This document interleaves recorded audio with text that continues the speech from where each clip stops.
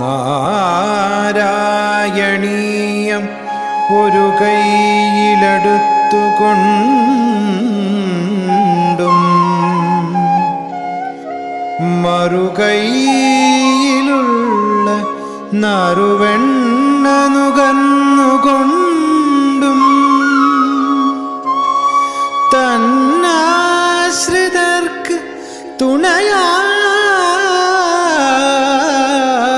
വിളങ്ങിടുന്ന നാരായണീയ ഗുരുവായൂരപ്പ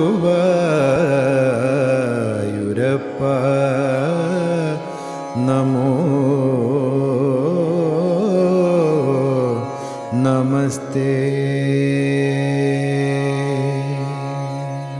എട്ടാമത്തെ ശ്ലോകം ആ ഭഗവാന്റെ നേരെ യുദ്ധത്തിന് ചെന്ന രാജാക്കന്മാരെ യാദവ സൈന്യം തോൽപ്പിച്ച് ഓടിക്കുകയാണ്. ക്വനു ഗതഃ പശുപാലഃ ഇതി ക്രുധാ കൃതരണ യദുഭിശ്ച ജിതാ നൃപാഃ ന തു ഭവാൻ ഉദചാല്യത തൈരഹോ പിശുനകൈഃ ശുനകൈഃ ഇവ ശുനകൈരിവ കേസരി.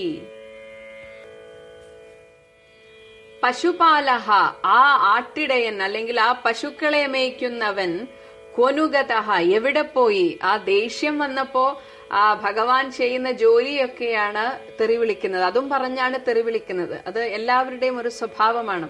ദേഷ്യം വരുമ്പോ അവരെ ഏറ്റവും കൂടുതൽ അവരെ വേദനിപ്പിക്കാൻ അവരുടെ ജോലി അല്ലെങ്കിൽ അവരുടെ ജാതി ഇതൊക്കെ പറയുന്നത് ഒരു മനുഷ്യ സ്വഭാവമാണ്. ഇത് തന്നെയാണ് അവരും കാണിക്കുന്നത്. ആ പശുപാലൻ, ആ യാദവ ചെറുക്കൻ, ക്വനുഗതഃ, എവിടെ പോയി? ഇതി ക്രുധ, എന്ന് കോപിച്ചുകൊണ്ട്, കൃതരണ, യുദ്ധം ചെയ്ത, നൃപാഹ, ആ രാജാക്കന്മാർ, യദുഭിഹി, യാദവ സൈന്യത്താൽ, ജിതാഹ, യാദവ സൈന്യം ജയിച്ചു, അഥവാ അവർ തോൽപ്പിക്കപ്പെട്ടു. ആ രാജാക്കന്മാരൊക്കെ തോൽപ്പിക്കപ്പെട്ടു. ഭവാൻ തു, അവിടുത്തെയാകട്ടെ, ശുനകൈഹി കേസരി ഇവ, നായ്ക്കൾക്ക് സിംഹത്തെ തൊടാൻ സാധിക്കാത്തതുപോലെ, പിശുനകൈഹി, ആ ദുഷ്ടന്മാരായ ആ രാജാക്കന്മാർക്ക്, അതഹ, അവിടെ നിന്ന്, അതായത് ഭഗവാനെ ഒന്ന് പിന്തുടരാൻ പോലും, ന ഉദചാല്യത, സാധിക്കാതെ അവർ അവിടെ തന്നെ നിന്നുപോയി. അഹോ, അദ്ഭുതം തന്നെ. അപ്പൊ ഇത് മുൻകൂട്ടി കണ്ടിട്ടാണ് ബലരാമൻ തന്റെ സൈന്യബലത്തോടുകൂടെ അവിടെ പോയത്. അതുപോലെ തന്നെ സംഭവിച്ചു. അവരൊക്കെ ഭഗവാനെ ആക്ഷേപിക്കുന്ന വിധത്തിലാണ്. ആ പശുപാലൻ എവിടെ? അവൻ എന്ത് ധൈര്യം ഈ ക്ഷത്രിയ രാജകുമാരിയെ കൊണ്ടുപോകാൻ എന്നൊക്കെ വളരെയധികം ആക്ഷേപിച്ചുകൊണ്ട് പറയുകയും യുദ്ധത്തിനായി വരികയും ചെയ്തപ്പോൾ ബലരാമൻ താൻ കൊണ്ടുവന്ന യാദവ സൈന്യവുമായിട്ട് അവരോട് ഏറ്റുമുട്ടി. അവസാനം അവരൊക്കെ തോറ്റ് പിന്മാറി. അങ്ങനെ യാദവന്മാർ ജയിക്കുകയും ചെയ്തു. അപ്പൊ ഇവരാൽ തടയപ്പെട്ടത് കൊണ്ട് തന്നെ എങ്ങനെയാണോ ഒരു സിംഹത്തെ പിടിക്കാൻ നായ്ക്കൾക്ക് സാധിക്കാത്തത്, അതേപോലെ ഭഗവാനെ ഒന്ന് പിന്തുടരാൻ പോലും ഇവർക്കാർക്കും സാധിച്ചില്ല എന്ന് പറയാണ്. ശ്ലോകം 8. കൊനുഗത പശുപാല ഇതി ക്രുധ കൃതരണായദുഭിശ്ച ജിതാ നൃപ നതു ഭവാനുദചാല്യത തൈരകോ പിശുനകൈ ശുനകൈരിവ കേസരി. ഹരിശരണം. എല്ലാ സജ്ജനങ്ങൾക്കും പ്രണാമം. ശ്രീ ഗുരുവായൂരപ്പനെ നമസ്കരിക്കുന്നു. നല്ലൊരു രംഗമാണ് നമ്മൾ കണ്ടുകൊണ്ടിരിക്കുന്നത്. ദശകം 79. എല്ലാ ഗുരുക്കന്മാരെയും പിതൃക്കളെയും ഓർക്കാം. വേദവ്യാസ ഭഗവാനെ ഓർക്കാം. ഭട്ടതിരിപ്പാടിനെയും ഓർക്കാം. 79 8ാമത്തെ ശ്ലോകമാണ്. അതായത് നിരാശ കൊണ്ടുവരുമ്പോൾ, നമ്മൾ വിചാരിച്ച പോലെ അല്ലാതെ വരുമ്പോൾ അതിൻ്റെ ആ സമയത്തുണ്ടാകുന്ന പ്രതികരണങ്ങൾ പലപ്പോഴും മോശമാവാറുണ്ട്. നിരാശയിൽ നിന്ന്, ആ നിരാശയിൽ നിന്നുണ്ടാകുന്ന കോപം, അതിൽ നിന്ന് ഉണ്ടാകുന്ന വിവേകം ഇല്ലാത്ത അവസ്ഥ, തിരിച്ചറിവ് നഷ്ടപ്പെടുക. അപ്പോൾ എന്താ വായിന്ന് വരുമെന്നും അറിയില്ല എന്ന് പറഞ്ഞ പോലെ ഇവിടെ പറയുകയാണ്, ഈ ഇടയൻ, ഈ പശുപാലകൻ, ഇവനെന്തറിയാം? പശുവിനെ നോക്കാൻ അറിയാം. അങ്ങനെയാണല്ലോ ഭഗവാനെ പറയുക. പശുവിനെ വ്യാഖ്യാനിക്കാൻ കുറേ ഉണ്ട്, അതുപോട്ടെ. കൊനുഗത പശുപാല, ഈ ഇടയൻ എന്താ, എവിടേക്കായി വിപണി കൊണ്ടുപോകുന്നത്? എന്ത് അധികാരമാണുള്ളത്? രാജകന്യകയാണിത്, നല്ല കുലത്തിൽ പറഞ്ഞ പെൺകുട്ടിയാണ്, കന്യകയാണത്. അപ്പം അതുകൊണ്ട് തന്നെ അർഹതയില്ലാത്തൊരു കാര്യമാണ് യാദവർക്ക് രാജ്യഭരണത്തിന് അധികാരം ഇല്ലാത്തൊരവസ്ഥ എന്നൊക്കെ പറയാറുണ്ട്. അതുകൊണ്ടായിരിക്കും ഭാരതത്തിന് പുറത്ത് ഒരു സാമ്രാജ്യം ഭഗവാൻ ഉണ്ടാക്കിയത്.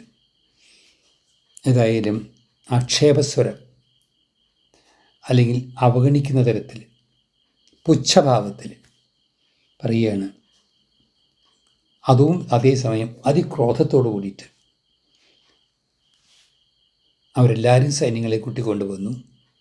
അവരും ഒന്നും ആയുധധാരികളായിട്ട് അവിടെ യുദ്ധത്തിനുള്ളതായ ഏർപ്പാടായി. ബലരാമൂർത്തിയാണെച്ചാലോ കയ്യിൽ കലപ്പയുണ്ട്, ഒലക്കയുണ്ട്. കലപ്പ കൊണ്ട് ഒലയ്ക്കുക, ഒലക്ക കൊണ്ട് കൊടുക്കുക. ഒരു വലിയിൽ തന്നെ 10, 20, 25 പെടും. നിഷ്പ്രയാസമാണ് ആ യുദ്ധത്തിൽ ജയിച്ചത് ബലരാമനും. അത് നോക്കി ആനന്ദിച്ചുകൊണ്ടാണ് ഭഗവാനും പങ്കെടുത്തു എന്ന് പറയാം, യുദ്ധത്തിലില്ല എന്ന് പറയാൻ വയ്യ. ഏതായാലും ബലരാമൂർത്തിയാണ് അതിൽ മുൻകൈ എടുത്തതായിട്ട് കാണുന്നത്. ആ യുദ്ധത്തിൽ ആ യാദവ സൈന്യത്തിനെ കൊണ്ടാണല്ലോ വന്നിരിക്കുന്നത് ബലരാമൂർത്തി. ആ രാജകന്മാരെല്ലാ സൈന്യങ്ങളെയും തോൽപ്പിച്ച് അവരെയൊക്കെ വല്ലാത്തൊരവസ്ഥയിലാക്കി തീർത്തുകൊണ്ട് ഭഗവാന് അനുവാദം കൊടുത്തു പോകാനായിട്ട്. ഭഗവാനാണെങ്കിലോ യാതൊരു ചാഞ്ചല്യവും ഇല്ല. ഈ ശത്രുക്കളുടെ ഈ ഒരു അക്രമ സ്വഭാവം കണ്ടിട്ടൊന്നും ഒരു ചഞ്ചലത്വം ഭഗവാന് വന്നില്ല. കാരണം അത് ഭഗവാനാണ് പറയണത്. നായ്ക്കളെ കണ്ടു കഴിഞ്ഞാൽ സിംഹത്തിനുണ്ട് പോലെ പേടിയും, അതുപോലെ നായ്ക്കൂട്ടം പോലെ കുരച്ചുകൊണ്ട് കടിക്കാൻ ഭാവിക്കുക എന്നുള്ള പോലെ പറയുമല്ലോ, കുരയ്ക്കുന്ന പട്ടി കടിക്കില്ല എന്ന് പറഞ്ഞ പോലെ അവരെ ഒന്നും പരിഗണിക്കാതെ, അവരെ ഒന്നും ശ്രദ്ധിക്കാതെ, അവർക്കൊന്നും പ്രാധാന്യം കൊടുക്കാതെ കണ്ട് ഒരു നല്ല സിംഹത്തിൻ്റെ പോലെ ഭഗവാൻ അവിടെ കാണപ്പെട്ടു.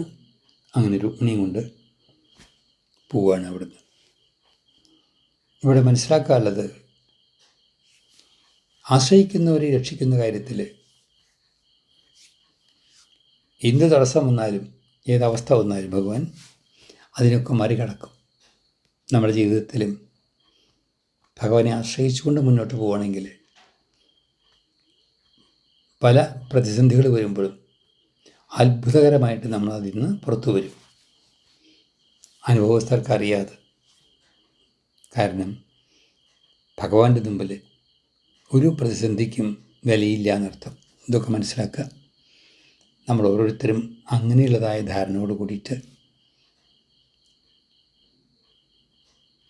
പ്രാർത്ഥിക്കുക, രക്ഷിക്കണേ ഗുരുവായൂരപ്പാന്ന് എല്ലാവരും ശ്രദ്ധിക്കണം. ഇതൊക്കെ ഭഗവത കഥയിലും നാരായണീയത്തിൽ പറയുന്ന കഥയിലും നമ്മളെപ്പോലുള്ളതായ ഈശ്വരനെ ആശ്രയിക്കുന്ന വളരെ സാധാരണ ഭക്തരാ, നമുക്കൊന്നും അത്രയൊന്നും വിവരമൊന്നും വന്നിട്ടില്ല.